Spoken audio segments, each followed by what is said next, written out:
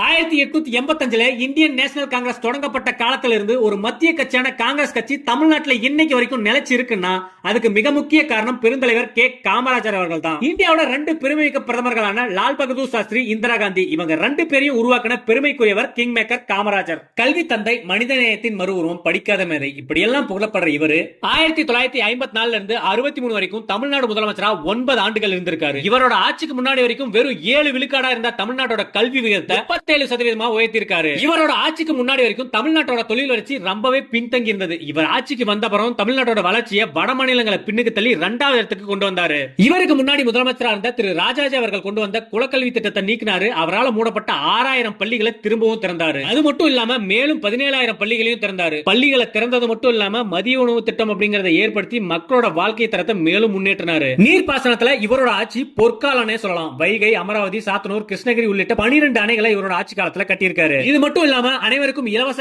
கட்டாய கல்வியை விரிவுபடுத்தியிருக்காரு. பள்ளி மாணவர்கள் அனைவருக்கும் இலவச சீருடை வழங்கியிருக்காரு. கிராமங்களை சாலைகளால இணைச்சிருக்காரு. கிராமங்கள்ல மின்சாரத்தை கொண்டு வந்து வாழ்க்கை தரத்தை உயர்த்திருக்காரு. இவரோட ஆட்சி காலத்துல முதல்ல பள்ளி, அடுத்தது உணவு, பின்னர் வேலை, இந்த வரிசையில மாநிலத்தை உயர்த்தின நிர்வாக திறமை ஒரு மைல் கல்லினே சொல்லலாம். கல்வி, ஊட்டச்சத்து, நீர்ப்பாசனம், தொழில், சாலை, சுகாதாரம், மின்சாரம் இது எல்லாத்தையும் ஒரே காலகட்டத்தில் முன்னெடுத்ததுனால காமராஜர் கல்வி தந்தைன்னு புகழப்படுறாரு. ஓகே மக்களே, காமராஜரால கொண்டு வரப்பட்ட எந்த திட்டம் உங்களுக்கு ரொம்பவே பிடிக்கும் அப்படிங்கறத மறக்காம கமெண்ட்ல சொல்லுங்க. அப்படியே நம்ம பேஜையும் ஃபாலோ பண்ணிக்கோங்க.